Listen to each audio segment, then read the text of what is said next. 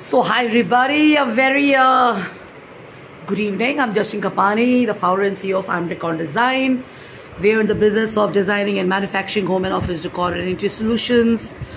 And in decor and design, we supply, manufacture and customize home and office interior solutions, which is furniture, lamps, mirrors, consoles. We've got interesting stuff like coasters, we've got vases, we've got art. We do modular stuff for offices and stuff. We have chairs, business room, furniture and accessories, corporate gifting, large size, small size, tables and stuff like that. And I'm also an award winner, 4 or 5 awards in the last 2 years, and recipient of about 16 or maybe 17 certificates. I don't know, I've lost count, because what really matters for me is to participate and be there where I'm required to kind of do a thought share or add constructively or have a positive impact and stuff. Besides that, I've got my own vision and my own goals and stuff which I've been working on. So I had shared yesterday or day before yesterday, I don't remember, about goal setting and purpose and stuff like that. So this was a story about a regular person. So many people we don't even know. They're not even TV personalities. They're not even on social media. We don't know them, but when you meet them, they turn out to be doing maybe equally more, or they may turn out to be doing more or equally or equal to what you're doing and stuff. Okay, so there's no parameter for judging the success of a person and stuff like that. And from that I arrive on this particular chapter I have before me. I've rephrased this on goal setting. So do we always need goals? And is the goal always to make money? Is the goal to always have your ego satisfied? Because when you talk about healthy self-esteem, healthy relationships, you talk about career, you talk about professionalism, you talk about expansive world, making a difference, bringing about a change, contributing to the world and society, world of innovation, world of technology, world of thought shares, world of inspirational stuff, world of music, world of art, fashion, style and everything. People start not with the notion of just making money. Some of them do, probably because they want to kind of have their ends met, they want to survive or whatever. So whatever means comes their way, they do that. And sometimes they go the wrong way, where there's so many stories which I see and I've seen in my own life, that people have talked negative about the celebrity world, the model material world and stuff, and they've presented a picture before me and other people about being simple people from small cities and stuff. I'm not judging people here. I'm sharing an experience. It doesn't mean I'm directing it towards people who make a living through celebrity world and models and stuff, modeling and stuff. I'm only clarifying this at the onset. It's an experience here. So they present this picture, and because they want to only earn money, they do not place value on education. Even if they've done an education, they want to do something creative, they want to do stuff, they spend their time struggling, they present a picture before you, online, offline, in person. They talk ill about the same industry, they talk about people in a bad light, girls and men in a bad light, and they end up doing the same stuff and earning money in a shitty manner of probably doing stuff which is for me, because I don't belong to the world of Hollywood and Bollywood, but yes, I'm in the creative world. I've met a lot of personalities all across the world. My friends are actors, my friends are models, celebrities, they are ministers, they are innovators, they are artists, they are PR agency owners, they are royal people, families and stuff and all that. I mean, it's not about me, but the point is this, that the work is embarrassing. So why does this happen? This happens because they're so consumed by this whole idea about being a celebrity or being a model and stuff like that. They've not evaluated or weighed the situations. So they've not done any goal setting. And if they've done the goal setting is probably just about earning money and being famous and stuff. That's fine, but they've not evaluated that What is the right way to do a goal setting? Do you have to have a vision? Do you have to have a plan? Do you have to have an action? Is it short term? Is it long term? Is it a balanced plan? Is it an unbalanced plan? Is it a realistic plan? Is it not a realistic plan? So let me share this with you from my experience. Let me share here. So first of all, there's no one way to reach your goal or your purpose. So if you've been a creative person and you decided to quit, let's say you've been in journalism and you've quit, and you want to pursue your own purpose and your goal, and you think you want to be an artist. So shifting from that environment and world and getting back to the normal world takes a little while and stuff. It's not impossible.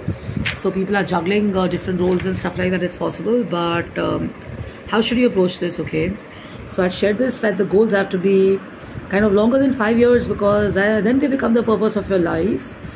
And having a purpose is very important, because it's going to give you a vision, and not just not just a tunnel vision where you're kind of obsessed and you're only thinking about your own self and your own world. You're only thinking about your own people, your own family, and you're not thinking about the community, you're not thinking about the world. You may say that we're doing it for the world, we're doing it for the family, but if people were to kind of assess it and take a realistic look at it on what you've done, it will show clearly that some of it is just your own goals and stuff and your own benefit. Okay, so do goals have to be balanced? How do goals become balanced? Okay, so goals become balanced when you have 6-7 parameters. Let me read them out to you, as I have an interesting ginger chai. So first of all is your family included in it? Are your loved ones included in it?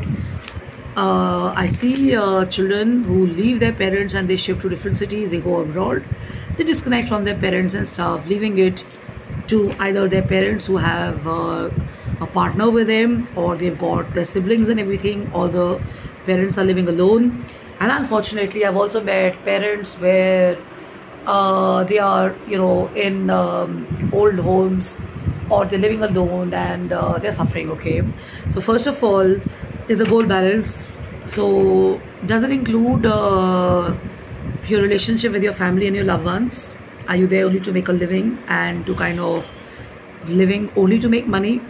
You have a financial goal. It represents your career and things that money can buy. Roti kapda makan, yes. Travel, accessories, TV, furniture, education, and stuff like that. Rest is recreation. Okay, a car, maybe a motorcycle or whatever. You have to have a physical goal. Your health, most important. Without health, nothing is going to move on. Then you have the mental goal. What is your mental goal? Your mental goal is not just to be a mental health expert. You want to be one, great, but a mental health goal is not the only goal. A mental goal is something which is also improvising and learning and absorbing knowledge and wisdom, and it's about accumulation of information and putting it to good use and stuff. Then you have a social goal. The social goal is, are you part of an organization or a set of people or environments where you have a social responsibility, where you think also about the society, because if you don't do something with the society, then it's obviously just a very narrow way of living and stuff like that. Most important, spiritual. Do you have any spiritual values? Because if you have spiritual values, you have to have, I think I shared this yesterday, I think it's here again, you have to have ethics and character. And if any of these lines or parameters set here are out of proportion and stuff, your life is not going to be actually balanced. You may keep saying we're trying to strike a balance, we want to have balance and stuff, but balance is not just ghar, bache, maid servant, kutte, billi, yes sir, it's not. It's beyond that. Job, friends, social circle, spirituality, the world, and an expansive community and stuff. Okay, so there are examples over here of people who are the richest of people here. They've accumulated wealth over the years, and at the end of it, they say what we forgot is to make a life. We've had the best of monies and stuff, And we've given impression to people that money is important. Yes, it is. It may be the root of all evil. That's not true. I don't think all money is bad.